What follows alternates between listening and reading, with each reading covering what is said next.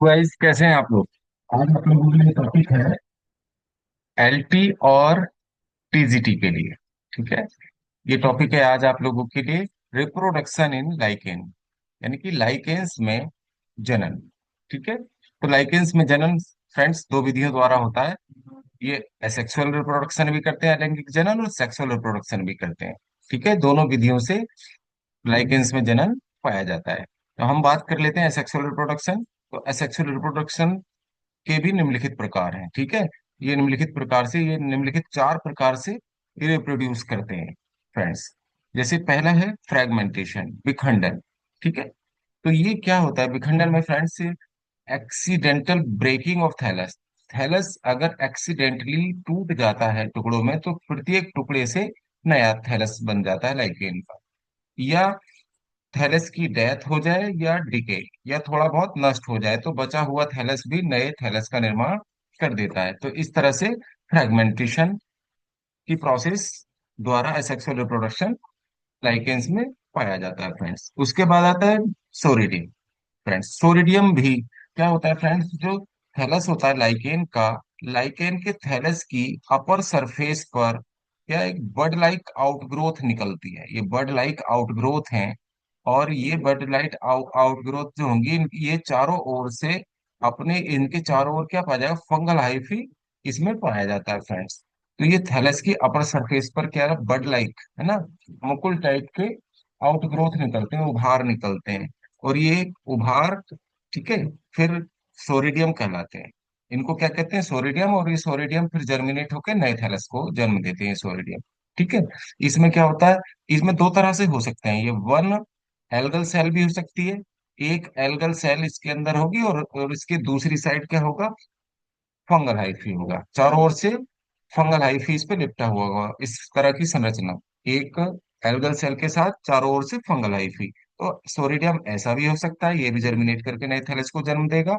और इसके अलावा एल्गल सेल जो है बहुत सारी भी हो सकती हैं। ठीक है फ्रेंड्स।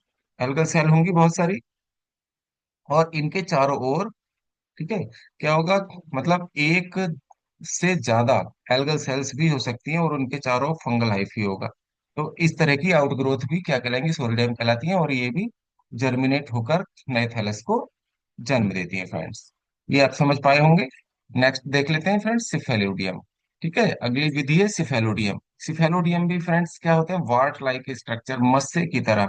जो थैलस की अपर सरफेस है, तो थैलस की अपर सरफेस पर वार्ट लाइक स्ट्रक्चर बन जाती हैं। वार्ट कहते हैं फ्रेंड्स मस्से को, मस्से नुमा या छोटे छोटे बिंदी नुमा एक संरचनाएं बन जाती हैं थैलस की अपर सरफेस पर, जिनको हम सिफेलोडियम कहते हैं। और सिफेलोडियम के अंदर एल्गी और फंजाई दोनों प्रकार के एल्गल सेल होंगी और फंगल हाइफी होंगे। तो ये थैलस की अपर सरफेस पर जम जाती हैं सिफेलोडियम, और ये जर्मिनेट होकर नए थैलस को जन्म देती हैं फ्रेंड्स।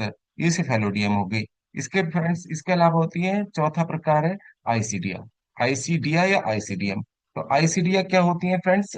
थैलस की अपर सरफेस पर, थैलस की अपर सरफेस पर आइसीडिया जम जाती है। थैलस की अपर सरफेस पर क्या होती है? स्टाक्ड, ठीक है, वृंत नुमा। ये स्टाक नुमा क्या पाई जाती है? आइसीडिया बन जाती है। स्टाक नुमा संरचनाएं बन जाती हैं। और ये स्टाक स्टाक्ड कोरल लाइक आउटग्रोथ होती हैं। इनको आइसीडिया कहते हैं, आइसीडियम। और ये भी जर्मिनेट होकर, ठीक है, नए थैलस को जन्म देते हैं फ्रेंड्स। ठीक है। आइसीडिया अगर रॉड लाइक है तो ये पार्मेलिया में होगी, पार्मेलिया में रॉड लाइक होती है। कोरल लाइक जो है, ठीक है, हाँ, पेल्टिगेरा में होती है। और स्केल लाइक होती है कोलेमा में। और सिगार लाइक असनिया में ये पाई जाती हैं फ्रेंड्स। तो इस तरह से ये असेक्सुअल रिप्रोडक्शन, ठीक है, लाइकेंस में पाया जाता है। सेक्सुअल रिप्रोडक्शन की बात करें तो सेक्सुअल रिप्रोडक्शन लाइकेंस में, ठीक है फ्रेंड्स, ये जो होता है केवल फंगल कंपोनेंट सेक्सुअल रिप्रोडक्शन में भाग लेता है। ये बात ध्यान रखिएगा, फंगल कंपोनेंट। और ये फंगल कंपोनेंट, ठीक है, किस क्लास का होता है? एस्कोमाइसिटीज क्लास का फंगल कंपोनेंट होता है। एस्कोमाइसिटीज क्लास का, ठीक है, जो फंजाई की क्लास है। एस्कोमाइसिटीज, तो उस क्लास का फंगस ही सेक्सुअल रिप्रोडक्शन में भाग लेता है। जिस प्रकार एस्कोमाइसिटीज के बाकी फंगस में होता है, ऐसे ही लाइकेंस में भी उसी प्रकार का सेक्सुअल रिप्रोडक्शन पाया जाता है। इसमें मेल सेक्स ऑर्गन को फ्रेंड्स ये फ्लास्क शेप होते हैं, ठीक है। इनको स्पर्मोगोनिया कहते हैं। फ्लास्क शेप स्ट्रक्चर होती हैं, इनको स्पर्मोगोनिया कहते हैं। और जो फीमेल एस्कोमाइसिटीज में फीमेल सेक्स ऑर्गन्स होते हैं, उनको फ्रेंड्स कार्पोगोनिया कहते हैं। तो स्पर्मोगोनिया की बात कर लेते हैं। मेल सेक्स ऑर्गन क्या कहलाएगा? स्पर्मोगोनिया। और फीमेल सेक्स ऑर्गन कहलाएगा कार्पोगोनिया। ठीक है फ्रेंड्स, समझ पाए होंगे आप। तो इसको ध्यान रखिएगा, ठीक है। एस्कोमर्सिटीज जो क्लास है फंजाई की, तो उस फंजाई के इस वर्ग में मेल सेक्स ऑर्गन स्पर्मोगोनिया कहलाएगा, ये फ्लास्क शेप होगा। और एस्कोमर्सिटीज में जो फीमेल सेक्स ऑर्गन होगा वो कार्पोगोनिया होगा, ठीक है। स्पर्मोगोनिया की बात कर लेते हैं। ये अपर सरफेस से नीचे की ओर लगे रहते हैं, अपर सरफेस से ही नीचे की ओर लटके रहते हैं, ठीक है। ये फ्लास्क शेप संरचना होती है और ये स्पर्मोगोनिया कहलाती हैं। स्पर्मोगोनिया, ठीक है, फ्लास्क शेप। और इसके अंदर ये छोटे छोटे स्पोर लाइक स्ट्रक्चर्स हैं, इनको स्पर्मेशिया कहते हैं। ये मेल गैमीट की तरह बिहेव करते हैं, स्पर्मेशिया पाए जाते हैं। और कार्पोगोनिया की बात करें तो कार्पोगोनिया फ्रेंड्स दो भागों में बटी होती है। इसका जो बेसल पार्ट है ये एस्कोगोनिया कहलाता है, और ऊपर का जो इलोंगेटेड और मल्टी सेलुलर पार्ट है इसको ट्राइकोगाइन कहते हैं। तो दो भागों में बटी होती है ये। कार्पोगोनिया में दो पार्ट पाए जाते हैं, ट्राइकोगाइन, ठीक है, नुकीली संरचना, मल्टी सेलुलर।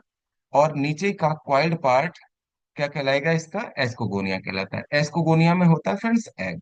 आगे की बात कर लेते हैं, है ना। स्पर्मेशिया एक दूसरे से ट्राइकोगाइन, ये वाला जो पार्ट है कार्पोगोनिया और स्पर्म स्पर्मोगोनिया, ये एक दूसरे के अगल बगल में स्थित होते हैं, अपर सरफेस के पास ही। तो स्पर्मेशिया क्या करते हैं फ्रेंड्स? ये स्पर्मेशिया यहाँ से निकल कर ओस्टियोल से इसका जो छिद्र है जिससे ये बाहर निकलेंगे, ठीक है, स्पर्मोगोनिया के, तो स्पर्मेशिया इससे बाहर आकर क्या करते हैं? कार्पोगोनिया के ट्राइकोगाइन से अटैच हो जाते हैं। फिर ट्राइकोगाइन और स्पर्मेशिया के बीच की जो भित्ति है वो बाल गल जाती है, यहाँ दिखाई दे रहा होगा। और फिर इसमें स्पर्मेशिया मेल गैमेट की तरह काम करते हैं, तो इसका मेल न्यूक्लियाई, ठीक है, कार्पोगोनिया के अंदर जो एग है, फीमेल सेक्स ऑर्गन के अंदर क्या है? एग है, उसको जाके फर्टिलाइज कर देते हैं। इस प्रकार एक डिप्लॉइड, ठीक है, एक डिप्लॉयड हाइफी बन जाता है। तो डिप्लॉयड हाइफी क्या बनाता है? वो एस्कस बनाता है। डिप्लॉयड हाइफी क्या बनाएगा? एस्कस बनाएगा, ओके। तो एस्कस जो है, फिर एस्कस के न्यूक्लियाई में, डिप्लॉयड न्यूक्लियाई में क्या होगा? मियोसिस होगा। और मियोसिस के बाद माइटोसिस, और इस प्रकार 8 एस्कोस्पोर बन जाएंगे। इनकी संख्या कितनी होगी? 8 एस्कोस्पोर बन जाएंगे।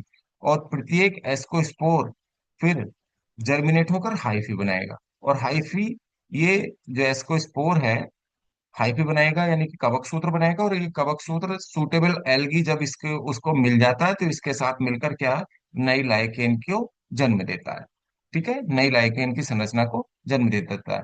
तो इस प्रकार इनमें ये सेक्सुअल रिप्रोडक्शन पाया जाता है। तो यहाँ टॉपिक ये कंप्लीट होता है। आप लोगों को ये टॉपिक कैसा लगा? पसंद आया तो कमेंट करके जरूर बताइएगा।